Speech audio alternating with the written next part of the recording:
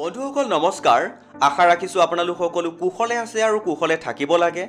বন্ধুসকল আজি আপোনালোকক এই সময়ত জনাবলৈ লৈছো চাওক ৰাজ্যৰ কৰ্মচাৰী সকলৰ বাবে শেহতীয়াকৈ প্ৰকাশ হোৱা এখন গুৰুত্বপূৰ্ণ নটিছৰ বিষয়ে জনাবলৈ যত্ন কৰিম য'ত কৰ্মচাৰী সকলৰ দৰমহাৰ সৈতে জড়িত কেইবাটাও গুৰুত্বপূৰ্ণ খবৰ অন্তৰ্ভুক্ত হৈ আছে বন্ধুসকল এই গুৰুত্বপূৰ্ণ ইনফৰমেশন সমূহৰ বিষয়ে আমাৰ বহু সংখ্যক কৰ্মচাৰীয়ে অৱগত নহয় আৰু আজিৰ এই ভিডিঅ'টোৰ জৰিয়তে আপোনালোকে সেই গুৰুত্বপূৰ্ণ ইনফৰমেশন সমূহৰ বিষয়ে জানিবলৈ সক্ষম হ'ব তে বন্ধুসকল এইখিনিতে আপোনালোকক এটা সৰুকৈ অনুৰোধ জনাবলৈ বিচাৰিছো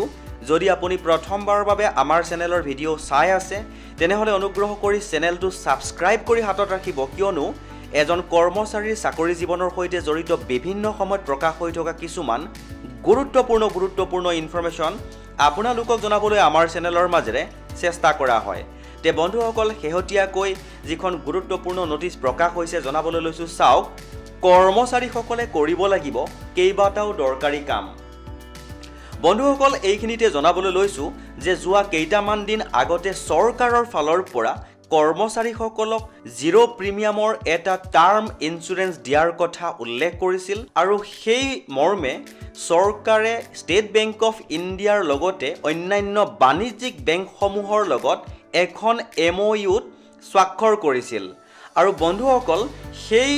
MOUখনত কৰ্মচাৰীসকলৰ দৰমহাৰ সৈতে জড়িত কেইবাটাও গুৰুত্বপূৰ্ণ ইনফৰমেশন ইনক্লুড কৰিছিল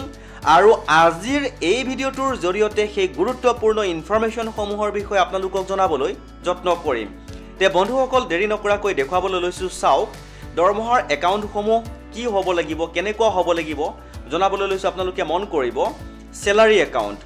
একাউণ্ট ধাৰকসকলে পৰীক্ষা কৰিব লাগিব যে তেওঁলোকৰ একাউণ্টটো স্যালাৰি একাউণ্ট হৈ আছে নে নাই দৰমহা মাহে মাহে সোমাই থাকিলেই এটা একাউণ্ট স্যালাৰি একাউণ্ট নহয়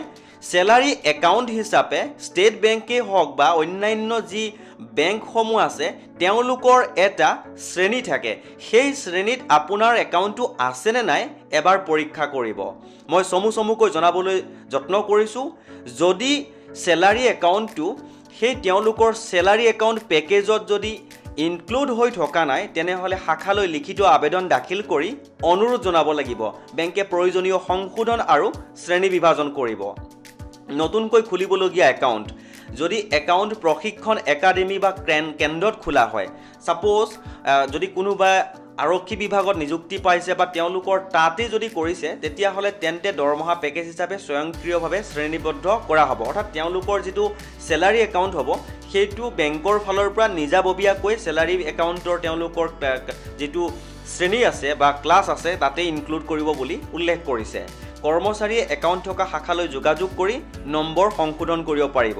তাৰ পিছত চাব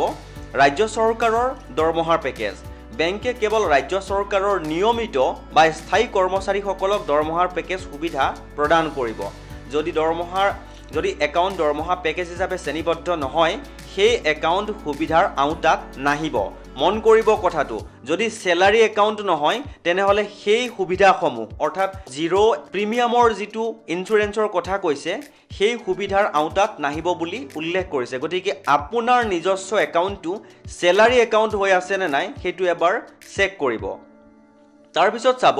দৰমহা পেকেজ একাউণ্টধাৰীসকলৰ সুবিধাসমূহ বিদ্যমান একাউণ্ট ৰূপান্তৰিত কৰাৰ সুবিধা অৰ্থাৎ যেটো যদি সেভিংছ একাউণ্ট হৈ আছে এটো স্যালাৰি একাউণ্ট কৰিব পাৰিব বুলি উল্লেখ কৰিছে তাৰ বাবে এপ্লিকেশন কৰিব লাগিব